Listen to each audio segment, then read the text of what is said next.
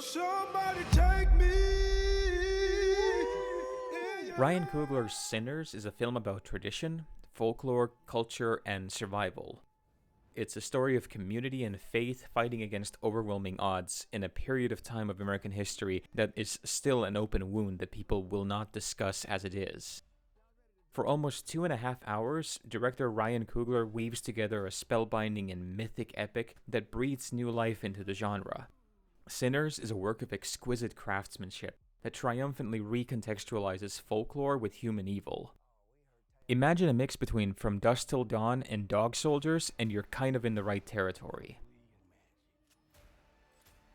Now, the trailers already reveal quite a bit, but if you're averse to spoilers, I would recommend stopping this review right now and just go and see it. I recommend it warmly. It is one of the best movies of the year, but go see it, come back, and we can discuss a little bit further without spoiling any of the plot detail.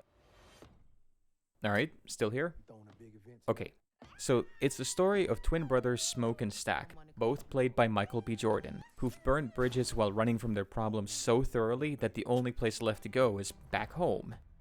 There, in the midst of plantations and segregations, they plan to start a new bar. It's a fresh start for both of them, and at the same time an attempt to mend the community that they also had a hand in breaking. They hire the young Sammy, played by Miles Caton, to play guitar, Delta Slim, played by Delroy Lindo, for harmonica, and Smoke's former lover, Annie, played by Wunmi Masaku, to tend the bar. And for a brief moment, it looks like life can resume better than it once was. But the night in the Delta holds more dangers than any of them could expect, and not all of them are entirely human. And that's as much as I think you should know, even while we're discussing spoilers. Sinners is at its best when experienced completely unaware, as it revels in the crafting a lived-in world and populating with characters who feel textured and alive. For a good hour and a half of its 2.5-hour runtime, I forgot this was a horror film, even as the film reminds me of it within the first 5 minutes. Writer and director Ryan Coogler's exceptional talents bring to life a slice-of-life tale that just happens to exist within a genre reality. Credit too must be given to Michael B. Jordan, who single-handedly carries the movie in the double act of twins Smoke and Stack. At first, I was a little worried that this gimmick would detract from the story, and instead, within minutes, I was convinced these were two different people and not a single actor. Jordan gives both men weight, tics, and a spirit that is wholly distinct from the other, and it's a performance that never once betrays the audience. We love both of these uncompromising men, even with their faults. Equally impressive are the supporting actors such as Wunmi Masaku, Haley Steinfeld, Lee Jun Lee, and Delroy Lindo. These are people who've all drifted in and out of the lives of the twins, and now they've found their way back again into the Delta. The writing and acting is so good that they could each hold a film of their own, and it would be fascinating. We hear bits and pieces of the past lives that they've lived, including devastating fates at the hands of the inhumane America around them, and every morsel feels like a microcosm worth exploring. And the big thing about this is that horror is a genre that is ultimately built on empathy. We have to first care about the characters before something bad happens to them, otherwise we might as well watch meat at a grinder. Coogler's unhurried direction plays into the strengths of the genre. By the time that the horrible things happen, it feels devastating, and I found myself clenching my hands hoping that nothing bad would befall the people that I had come to care about.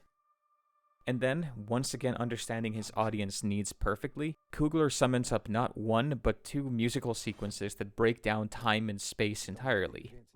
So, history, tradition, culture, companionship, love, past and present all meld together in this delirious single-take sequence where the movie roars into life in a way that I haven't seen anything like that in years. It's a piece of filmmaking that elevates a mere genre picture to something grander. It paints a portrait of the American experiment seen through the eyes of those who've survived against all odds.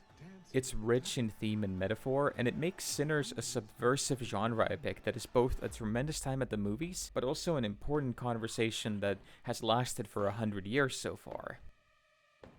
Now, going to see it, you don't have to appreciate just the thematics or the nuanced conversation that it holds within.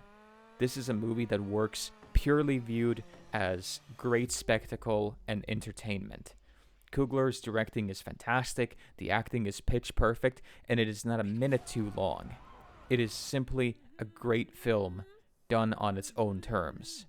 The fact that it happens to be rich, and that happens to have a deeply metaphorical aspect to it, is all just gravy on top of it. Great meal.